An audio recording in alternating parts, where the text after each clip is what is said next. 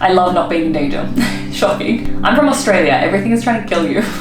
So I'm like, why is delivery so long in that country? And if you don't accurately put the right amount in, we're gonna send you to jail and audit you. Hi guys, and welcome back to my channel. If you're new around here, I am Yvette and I moved to the UK 2.5 years ago and I'm documenting my experience. So today's video, I thought I would do another Reddit video because I know you guys like those and I think they're such a fun way to have a nice, good discussion around British culture as well, because you get so many different viewpoints other than just mine. Now I know it's January and it is objectively the most depressing time of the year. However, I thought it would be fun to look at some of the positives because we've got enough negatives at this time of the year. So I thought I found this Ask Reddit thread that talks about all of the nice things about living in the UK that no one talks about. So before I jump into it, you tell me what the best part of living in the UK is that no one talks about. Like, we all talk about the NHS. That can't count. First comment. Stuff just works here. I don't need to think about my tax. My employer deals with it. The VAT is included in prices. I can give my suppliers the ability to unilaterally take money out of my account through a direct debit and be confident they aren't going to steal all my money. That's true. That's true. I think half of that's very Western ideal, and like I think some developing countries you can't just give access to your credit card and expect it all to be fine. In my experience, I've done that and it's been fine. However, I do think one of the things I love about the UK is the tax system, which I know could there be a more boring topic to talk about, but UK tax is like simplified so well. Australia prescribes to we know how much you earn, and if you don't accurately put the right amount in, we're gonna send you to jail and audit you approach. So it's much more stressful because they don't give you any idea of what you earn. You have to like put in a claim, take out your deductibles, and if your number is lower than the amount they've taxed you, they'll pay you back, but if they think you're deducting more than you should, they'll audit you, and it's very, very stressful. So it's like we have to guess. And I know it's very similar in America as well. So that's super fun. So I love that the UK's that, and obviously I love that the tax is included in price, but I think that's everywhere except the US. Even petty things, like I can look up stock levels in my B&Q, and most of the time I show up, things are available.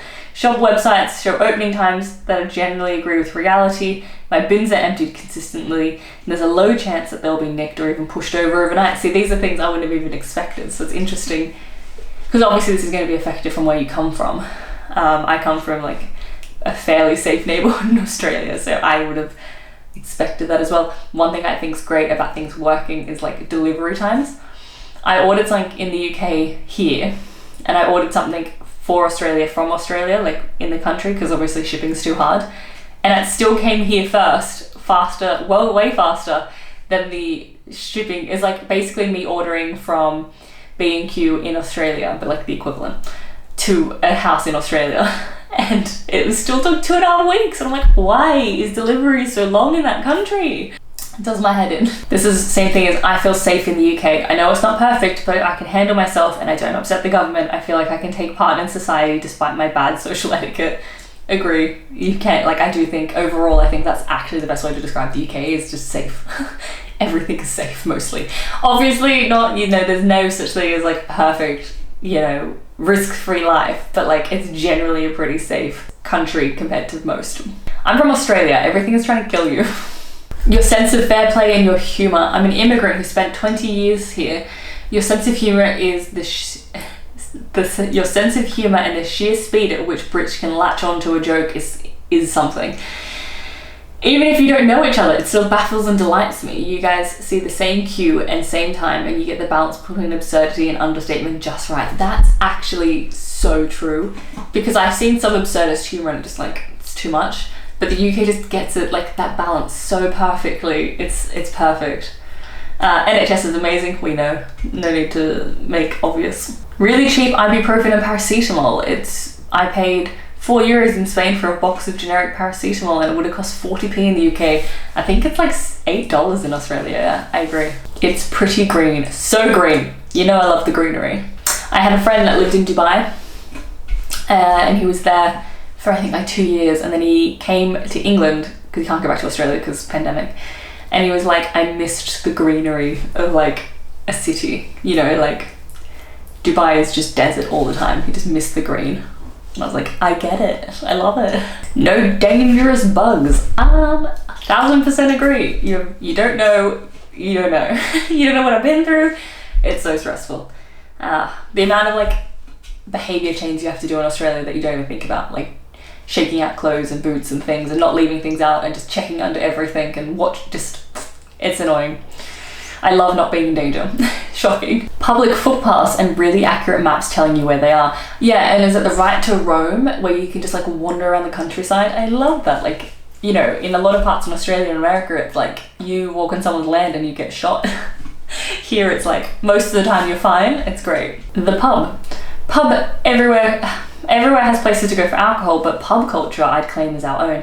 Every town has a number of local pubs, and they're all, even if they're mostly chains these days, you're never more than a few minutes from a pub. I agree.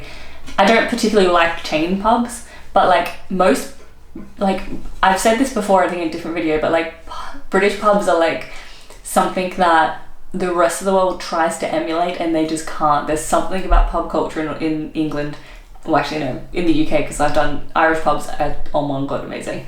And Scottish, obviously. Scots love to drink. So just UK pubs in general are amazing. Also I'm saying Irish is in Northern Irish. I know the difference. I don't want to have to do a disclaimer every time, but you know, we both know I know, right? I've been there. They don't mind the weather, as I've been saying for years and years and years. Ever since I moved here was the weather's not bad, what's everyone complaining about? Not too hot most of the time and not too cold most of the time. We went to the gym the other day, we went out to the car and Daniel had to scrape ice off the car. He was like, this is why I want to go to Australia, like for a holiday in January, Feb. And I was like, in Chicago, they have to shovel their driveway. Like, this is not that much of an inconvenience. It doesn't bother me.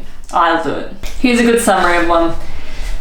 Lack of fear compared to the rest of the world. We don't have to worry about dangerous wildlife. We don't have to worry about tsunamis, volcanoes, hurricanes, droughts, plague, and famine. Floods and wildfires are small concerns in some areas. We don't have to worry about infection or disease, except for the pandemic. We don't have to worry about kidnapping, rampant gang or political or religious-based violence, and we don't have to worry about the balance between health and crippling medical debt. I agree. These are all things that I think no one really focuses on how nice and safe it is.